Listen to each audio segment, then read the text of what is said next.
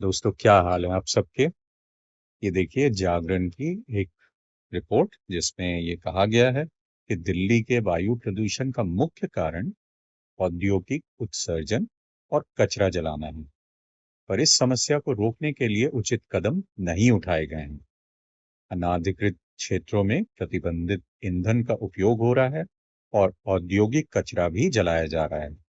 मैंने बहुत सारे जगहों पे कचरा जलाने के वीडियोस बनाए हैं, कई लोगों को कन्फ्रंट किया है, मगर फिर भी ये कचरा चलाना कम नहीं हो रहा है। और न्यू गुड़गांव में ये और भी ज्यादा है क्योंकि यहाँ पर स्टबल बर्निंग अर्थात पराली जलाई जा रही है।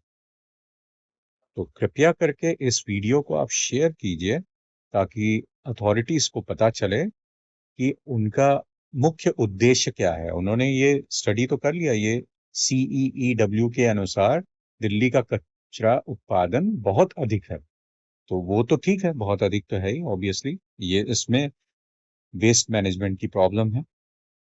हमारे यहाँ पर वेस्ट सेग्रीगेशन नहीं हो रहा है। अगर आप बायो लोड्स को आप सेपरेट कर दोगे, जो कि बायोडिग्रेडेबल जो कचरा है, उसकी आप खाद बना सकते हो। ऑर्गेनिक फार्मिंग उसी से हो सकती है, और नहीं तो नॉर्मल फार्मिंग में भी आप उसको यूज कर सकते हो। तो फर्टिलाइजर्स का उपयोग कम होगा उससे। और क्या लिखा है इस रिपोर्ट में?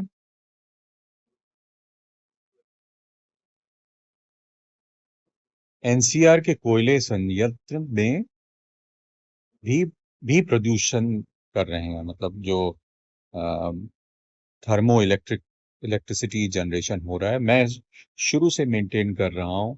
आप लोग शायद मुझसे, कुछ लोग आप लोगों में से इस चीज को एग्री नहीं करेंगे, मगर न्यूक्लियर पावर सबसे क्लीनेस्ट और आर्ग्यूएबली सेफेस्ट पावर है।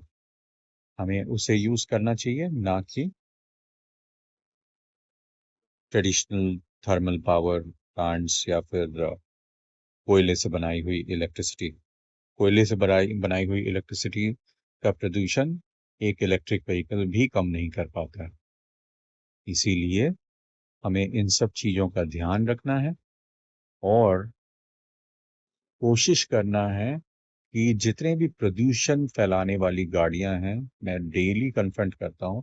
आप सभी प्लीज मेरा साथ दीजिए, कन्फ्रंट कीजिए। वो आपकी जान ले रही हैं, उनके ओनर डायरेक्टली रिस्पॉन्सिबल हैं। कुछ लोग ये बोलते हैं कि इंजन खराब है तो मैं क्या करूं, गाड़ी पोल्यूशन कर रही है तो मैं क्या करूं। ये कोई वैलिड आर्ग्यूमेंट नहीं है। अगर गाड़ी पोल्यूट कर रही है तो आप उसे सड़क पे नहीं निकाल सकते हैं। अगर आप सड़क पे निकालेंगे तो वो इम्पाउंड होना चाहिए।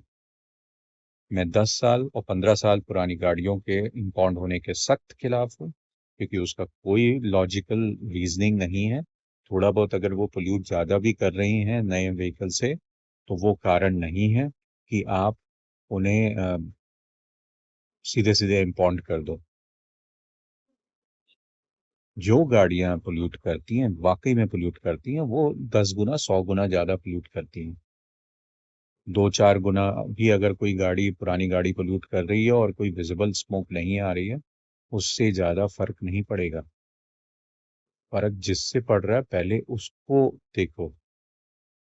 जो गाड़ियां विजिबली स्मोक कर रही हैं ज़्यादातर बाइक्स होती हैं, उन्हें आप पकड़िए, इम्पाउंड कीजिए। आपको अगर आप चाहें तो उनको रिपेयर करवा के दे सकते हैं, या ओनर को आप फोर्स कीजिए कि वो उस गाड़ी को रिपेयर करवाएंगे। और जब तक वो रिपेयर नहीं होगी तब तक की आप उसको रोड पे नहीं निकाल सकते हो, और नहीं तो आप उसको कटवाइए। अगर आपको ऐसा लगता है कि आप रिपेयर नहीं कर सकते हो तो आपको उसको बदलना पड़ेगा। ऐसी पोल्यूटिंग गाड़ी पूरी देश में, पूरी दुनिया में कहीं पर भी नहीं चलनी चाहिए, क्योंकि जो पोल्यूशन फैलता है वो कई बार 100 साल और 1000 साल तक भी उसको आप कॉम्पनसेट नहीं कर सकते हो। इसीलिए आपको हमेशा इस चीज का ध्यान देना है कि प्रदूषण कुछ भी चीज फैला रही है तो उसे आपको रिपोर्ट करना है, उसको कन्फ्रंट करना है, क्योंकि वो आपकी जान ले रहे हैं वो लोग।